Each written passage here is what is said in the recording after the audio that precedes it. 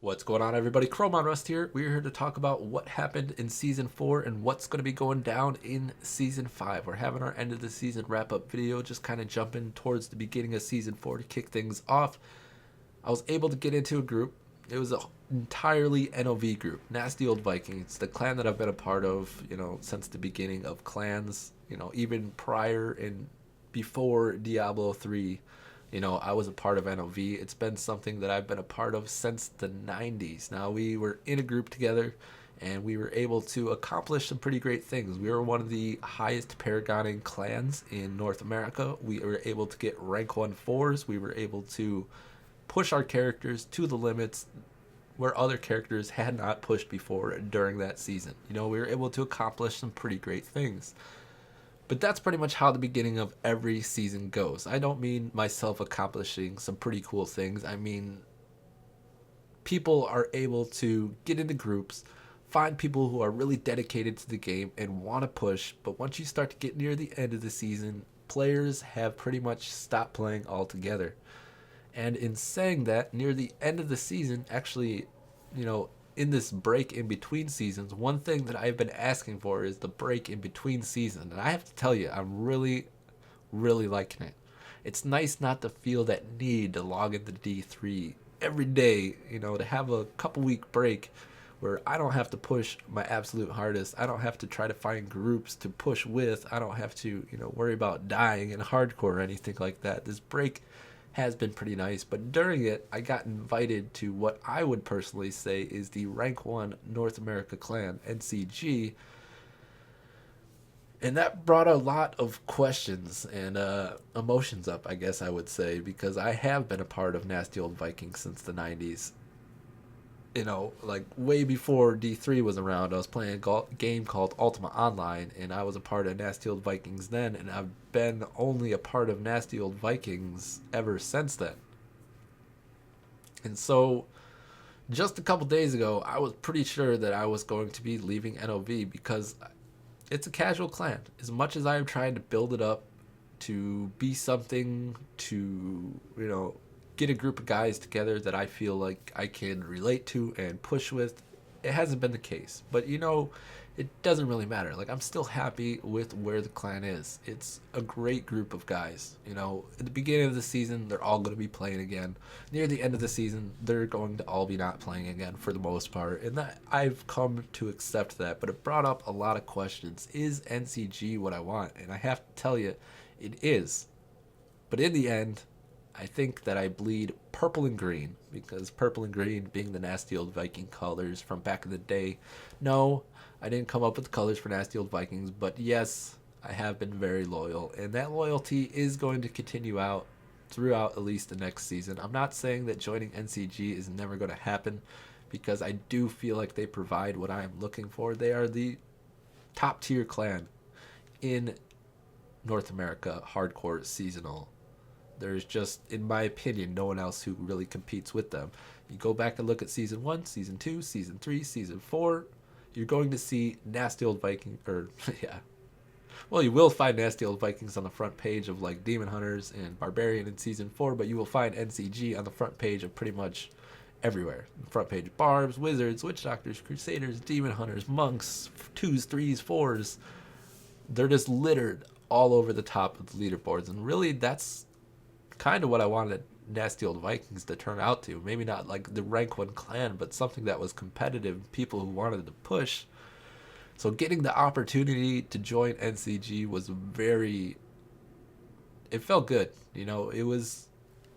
Feels good, man. One of those type of things, to be invited to what you consider to be the absolute best clan in North America.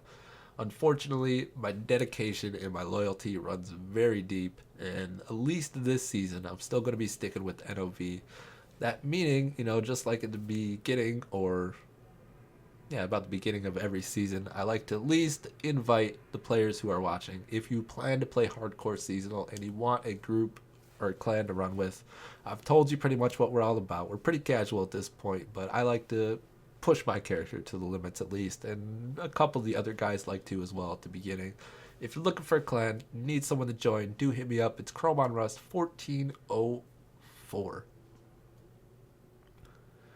I mean, that's pretty much what happened in Season 4. The Lightning Monk came out, pretty much just poo-pooed on anything that wasn't a Lightning Monk in terms of DPS. We picked up another support class. We had the Monk and the Barbarian, but then we ended up picking up a Crusader again.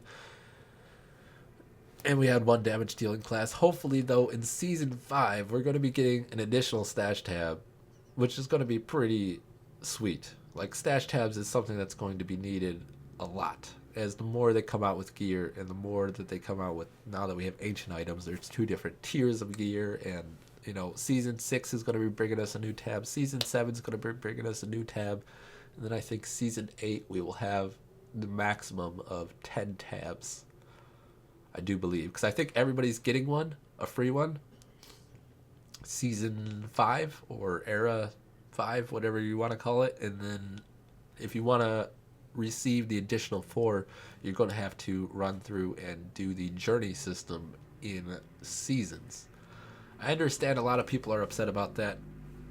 If I didn't play seasons, maybe I would be.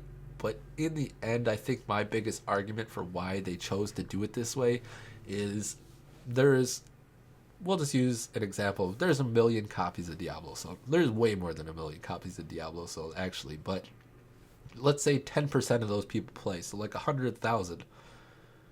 Those other 900,000 people that don't play, they don't need additional stash tabs, and this is a way for the devs to give the players who are playing more stash tabs and not eat up the servers as much as it would be if they gave those 1 million players all additional stash tabs, because everything that the devs provide us with is always going to be eating up more input, more data, and that's just something that we kind of have to accept. So is it fair? Maybe not entirely, but it's better than not getting stash tabs is what I'm trying to say. And if they gave stash tabs to the entire population, their servers wouldn't be able to handle it, because they have sold like 37 million copies of Diablo, and I doubt even 1 million people play. So I think it was the right choice. Give us stash tabs where they can, and that's just kind of my opinion on the matter. It does suck. I feel bad for you guys who don't want to run seasons, but play some seasons, man. It's where it's at. It's not really that hard. I know you lose your progression and everything, but it's where the biggest player pool is. So if you're looking for people to play with, do try seasons. I definitely think that it's going to be worth it. So did I have anything else that I wanted to talk about? Not really. Other than this game is slowly dying. That is something that we have to just kind of accept at this point. This game, less people come back every season. Less people are there at the end of every season. And I have to tell you, there's this new game coming out. Overwatch. I got into the beta. I only think a couple thousand people got into the beta. So I was super lucky to be able to get in. And I have to tell you that near the end of Season 4, I pretty much didn't stop playing Diablo, but Overwatch was eating up at least half of my gaming time that I have during the day, or whatever you want to say. It's looking like it's going to be a super good game.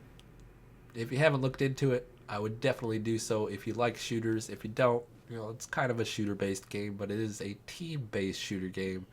I hear it related to Team Fortress 2. Personally, I haven't played Team Fortress 2 at all, so I have no idea, but it's a really good shooter. It's fun. I think it's going to have some longevity and some legs to it. It's not going to be like 6 months, everybody's going to stop playing Overwatch. Personal opinions. I'm looking forward to it. I've already pre-ordered my copy, and, maybe in the future there will be some Overwatch content.